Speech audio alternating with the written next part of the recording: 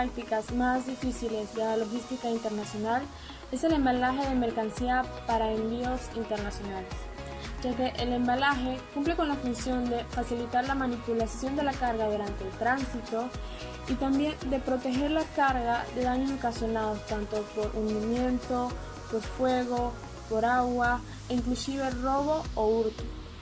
Sabiendo esto, debemos recalcar que existen tres tipos de embalajes. El primero sería el embalaje primario, que es el que ve el consumidor cuando compra el producto, que en este caso puede ser una envoltura de plástico o un cartón corrugado. El embalaje secundario viene siendo la agrupación de varios bienes en una sola unidad, generalmente en una caja de cartón delgado o un plástico retráctil. Este es el embalaje que el minorista ve y manipula antes de que la mercancía sea colocada en estantes. El embalaje terciario es el que se encarga de garantizar la entrega segura y eficiente de las mercancías. Ahora les voy a hablar sobre aspectos del embalaje en la carga marítima. Es importante que el exportador inspeccione los contenedores para detectar daños estructurales o fugas de luz podrían indicar un riesgo de filtración de agua. Las mercancías más pesadas deben estar al fondo del contenedor para mantener el centro de gravedad más bajo. Para proteger la carga fraccionaria o LCL, ser perdida o enviada a un destinatario equivocado, estar claramente marcada en varios lados de la carga, con el nombre del destinatario y el número de envío. Ahora le voy a hablar de algunos aspectos referentes al transporte aéreo. Salvo los contenedores de 20 pies, contenedores utilizados en el transporte aéreo no pueden utilizarse para otros modos. Los contenedores aéreos son ligeros, hechos de madera, aluminio y generalmente son limpios. La mayor parte de la carga aérea tiende a ser enviada en embalajes secundarios, pero esto generalmente no es apropiado porque es suficiente para proteger la mercancía, manipulación antes y después del vuelo. El embalaje apropiado para el transporte aéreo debe ser de naturaleza terciaria e incluir una capa adicional de cartón, preferiblemente de doble pared. Ahora les voy a hablar aspectos referentes al transporte por carretera y ferrocarril. La política de protección de la carga es similar a la del envío por contenedor marítimo. Lo mejor es unificar la carga en paletas para facilitar la manipulación de los puntos de carga y descarga. Las paletas deben ser protegidas en las 4 esquinas. Bandas de nylon o acero deben estar envueltas en plástico retráctil, protegerlas de la lluvia y la humedad ambiental. En el transporte por carretera y ferrocarril, el robo y el hurto de la carga es un problema creciente. Para reducir los robos se utilizan métodos como no colocarle el nombre remitente a la carga, sellar los contenedores.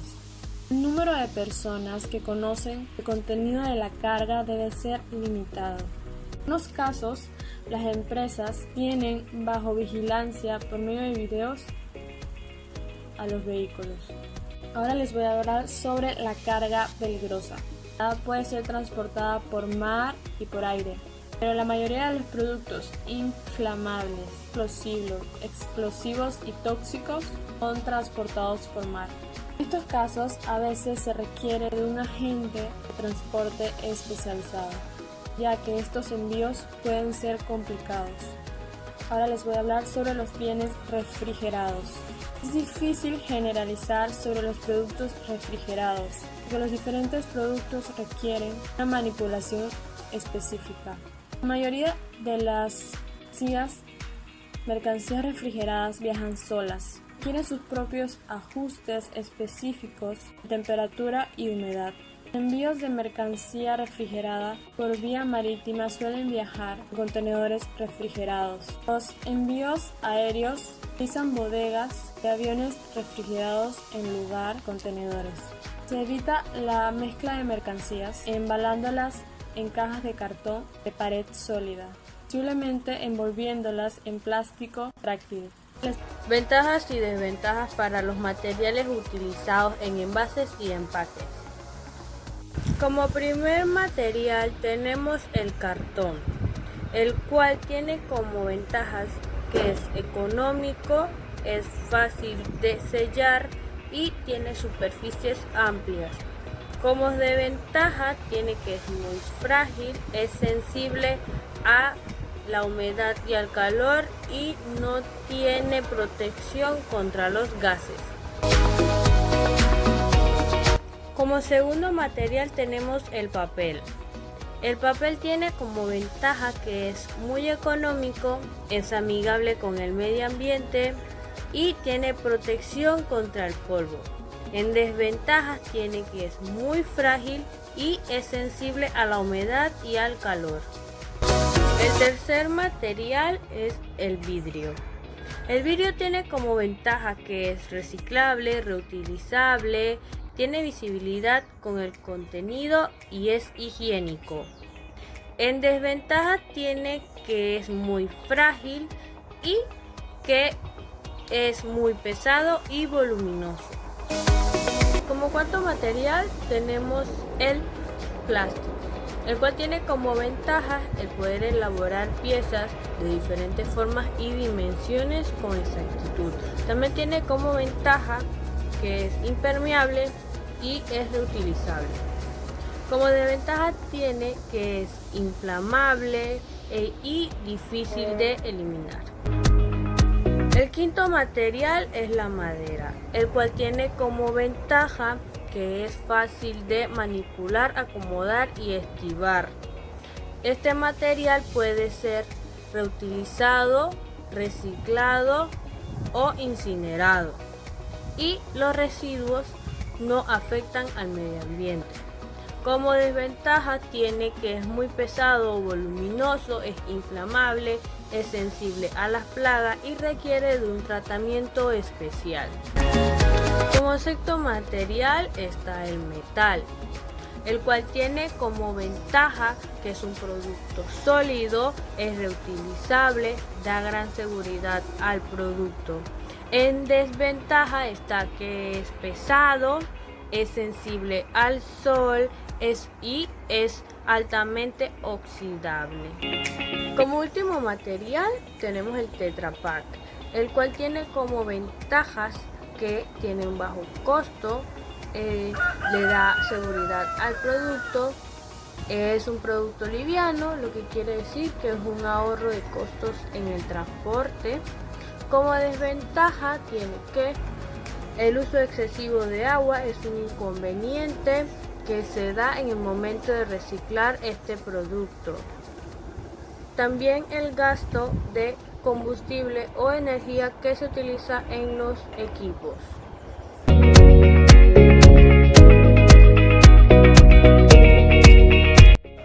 Este envasado compuesto por un elevador de cangilones, pesadora para arroz y cinta de salida de bolsas terminadas. El operario únicamente tiene que cargar la tola del elevador del producto, revisar que haya bolsas en el alimentador de bolsas de la envasadora y recoger las bolsas terminadas de la cinta de salida. Todo el sistema está controlado por una pantalla táctil a color donde el operario configura la dosis a envasar, calibra la pesadora y determina el margen de desviación aceptable. La leche es envasada en recipientes asépticos utilizados en distintos formatos: botella, tetrabric o bolsa. Los envases de leche para su comercialización deberán estar convenientemente etiquetados de manera que permita al consumidor final ver las características del producto y que puedan tomar su decisión de compra con conocimiento. Por último, se paletiza y almacena los envases con el producto.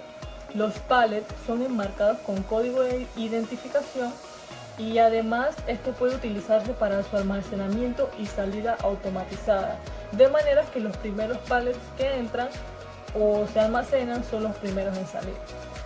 Al final de todo este proceso, la leche es transportada en camiones a los supermercados de nuestro país para el consumo de la población.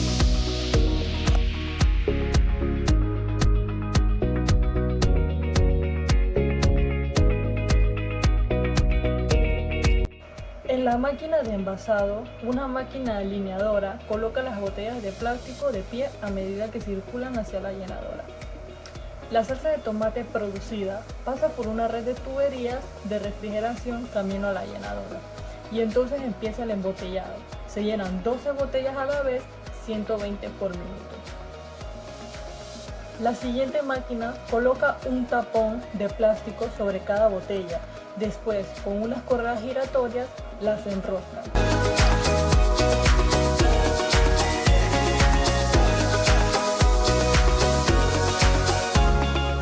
A mano se colocan tiras decorativas para el cuello de la botella. La siguiente máquina coloca las etiquetas adhesivas y después sale hacia la zona de embalaje y transporte.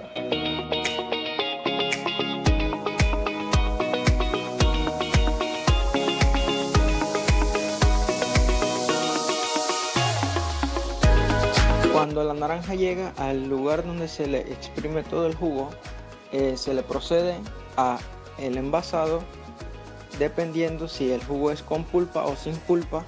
Posterior a ello, el etiquetado que se le imprime.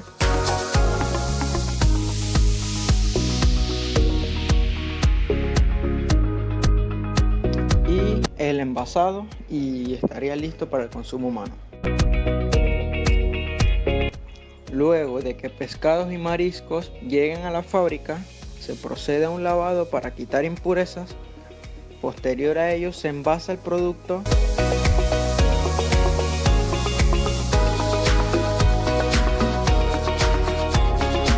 y se meten en cuartos fríos donde regulan las temperaturas.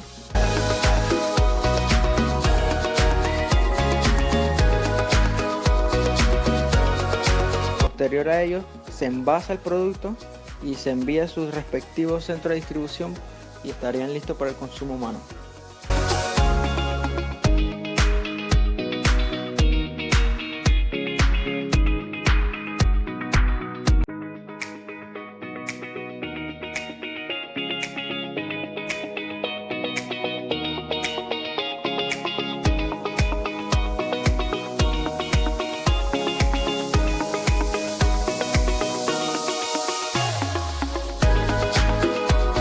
Luego de que la materia prima llegue a su respectivo destino de fabricación, se procede a rellenar con sus respectivos envases las diferentes medicinas como jarabes o pastillas.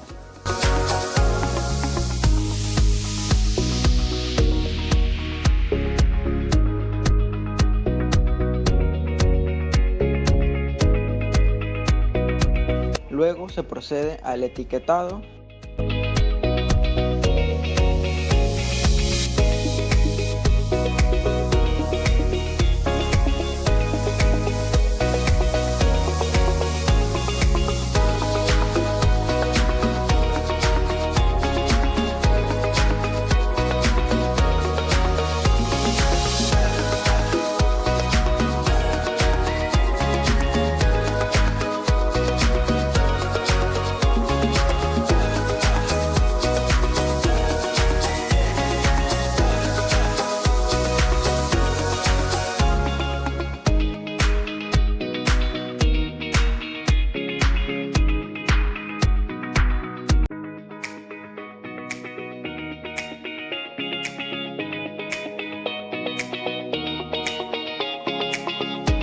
Y posterior a ello se procede al empaquetado y distribución de los medicamentos.